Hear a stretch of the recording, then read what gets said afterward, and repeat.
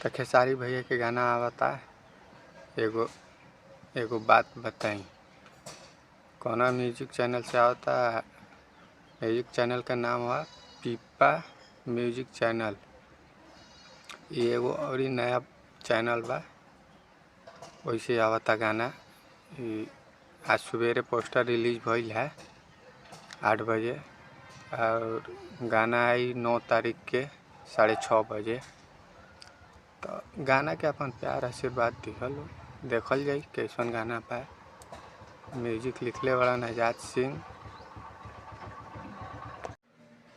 दोस्तों, वीडियो में अगर जानकारी अच्छी लगी हो तो वीडियो को लाइक कर दे और चैनल को सब्सक्राइब कर ले, ताकि ऐसी ही वीडियो आने वाली सबसे पहले आप तक पहुंचे। मिलते हैं नेक्स्ट वीडियो में, तब तक के लिए बाय बाय।